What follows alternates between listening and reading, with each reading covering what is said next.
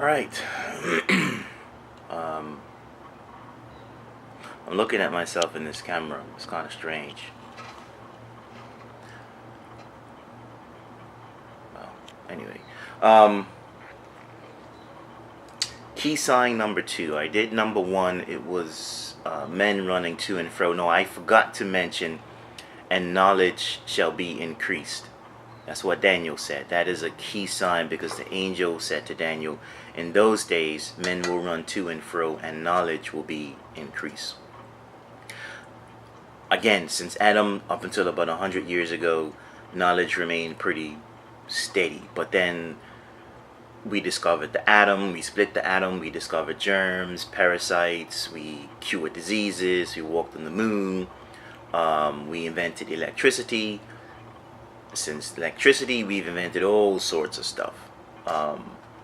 So television, internet, this camera, things that operate on batteries, cars, airplanes. Not, there's been a boom in knowledge and transportation within the last 100 years. And remember, these key signs, in fact, all the prophecies don't matter if you think you see the end time prophecies. They don't matter if you don't have the key signs, because the key signs, there are 5 of them. The key signs are the ones that let us know we're in that age. So the first one I did was men running to and fro, but I forgot to mention, and knowledge will be increased. The second one I did was about rampant deception, because Jesus did warn over and over, do not allow yourself to be deceived. See that you are not deceived. I talked about the rider on the white horse. I talked about how men will have itching ears, gathering false leaders to themselves. We see this in every single modern day cult, every single one of them, and the foolish people who follow them. They have itching ears. They want to believe the lies, so they like. I look at these people. You have uneducated, unlearned, unchurched, untaught men on YouTube. They're nothing but YouTubers. They're not scholars. They've probably never even been to college. They're not scholars. They're not scholarly. They're not academics. But because the people, and the problem is always with the people, because the people have itching ears and they want to hear the lies, they're actually following these guys, calling them their rabbis and their bishops and their elders and their priests. These guys are scrubs, and you got people calling them their leaders. The prophecy is true. They have itching ears, and they will gather leaders to themselves. So we see that going on right now. So rampant deception is everywhere. It's in every cult. There may be different theologies in every cult, but that's what those people want to hear. So that's what they gravitate to. Today, the third key sign, and this is not in any particular order, because they're not meant to be, one and then the next and the next and the next. But today I'm going to deal with, I suppose, the regathering of Israel. That is also a key sign. Why is it a key sign? Because I don't want to get into Bartholomeo's theory, but the scriptures do say God told Moses, Moses told Israel to wash and make ready for 2 days. And on the 3rd day, God will come down and live in their sight. Hosea said that God will punish Israel for 2 days and he will restore them on the 3rd day. Jesus said he will destroy the temple and on the 3rd day he'll rebuild it. Now we know scriptures often have dual meanings, but it's been 2 days. Peter said 1 day is like 1,000 years, 1,000 years like a day. It's been 2,000 years. It's been 2 days. The fact that Israel has been regathering within the last 100 years is not coincidence.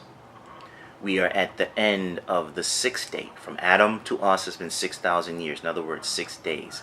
We're at the end of the 6th day. We're literally knocking on the 7th day door. The fact that the end time prophecies have all been happening within the last 100 years at the end of the 6th day is not a coincidence. So today I'm going to talk about the regathering of Israel. That is a key sign. Just like the other 2 ones are key signs. Why is it a key sign? Because nothing else concerning Israel will happen until the Jews are regathered to their land first. Then comes the reestablishment of the Hebrew language, and that happened. Then comes the reestablishment of the shekel, and that happened. Then comes them being surrounded by their enemies. It's happened.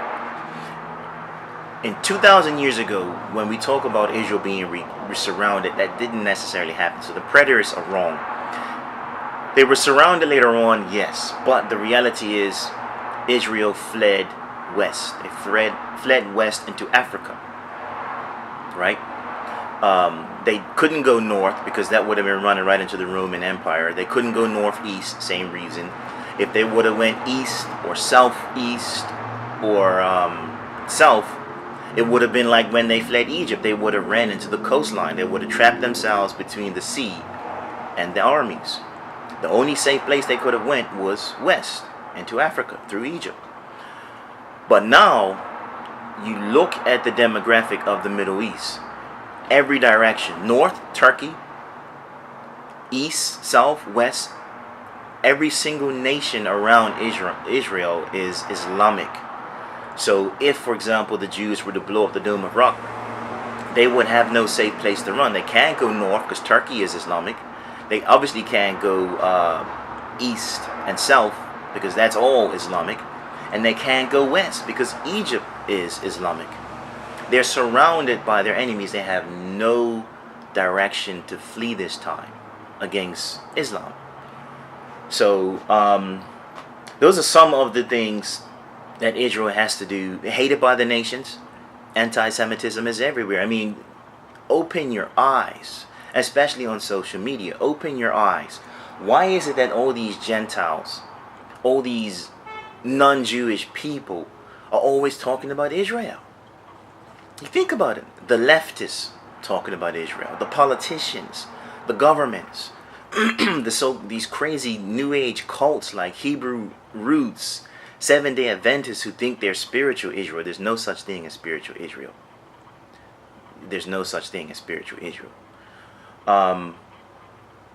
Hebrew Roots, all these people think they're Jews. It's madness.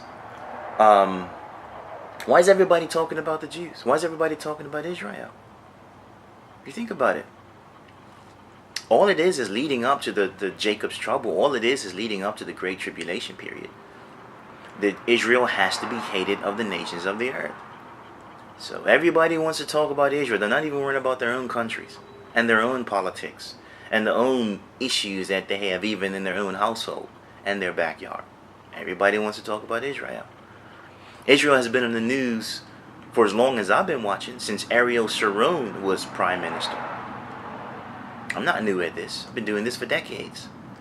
There's always an issue going on with Israel. So the scriptures say they will be a burdensome stone to the nations of the earth. And that's exactly what they've been for decades. So, also they will be born in a day. Again, they had to be regathered before they're born in a day. So the regathering is a key sign because nothing else can happen until they're first regathered. So they were born in a day in May 10, 1948. That never happens. Jamaica didn't get its independence within 24 hours, nor did Trinidad and Tobago. Nor did America. Nor did any other country, to my knowledge. But with Israel, the Jews were out dancing in the streets, celebrating when the British mandate expired, saying that they're a nation. And within 24 hours, the announcement went out saying that, they're an independent state. And America also gave its affirmation of that within those same 24 hours. That doesn't happen. No nation gets its independence in a single 24-hour period. And that's why the scriptures are basically saying, what is this? I mean, what strange thing is this? Who has ever heard such a thing? Can a nation be born in a day? So that's why the scriptures are saying it the way it is, because that doesn't happen. That's a miracle. So all the things that Israel has to do can only happen after the Jews are regathered to the nation. I'm sorry, that's not Seventh-day Adventists. I'm sorry, that's not Hebrew Israelites. I'm sorry, that's not Hebrew Roots. I'm sorry, that's not any other clown group out there who thinks that they're Jews or spiritual Israel. The only people who have fulfilled all the end time prophecies are the Jews. All of them, not some. You ask these other groups how many end time prophecies they fulfilled concerning Israel. They fulfilled none. Zero. Zilch. But as I said in the previous video, or one of my videos, probably Israel and the Church, which I haven't uploaded yet, these people convince themselves of a lie. That's what cults do. They convince themselves of lies, and then they literally deceive themselves. Self-deceived, searing their own conscience with the hot iron. But anyway, this isn't a cult video. So the 3 key signs so far is what Daniel was told, because Daniel was told in those days men will run to and fro and knowledge will be increased. That's clearly been going on within the last 100 years. The second is rampant deception, because Jesus said over and over and over, see that you are not deceived. Paul even said, watch in all things.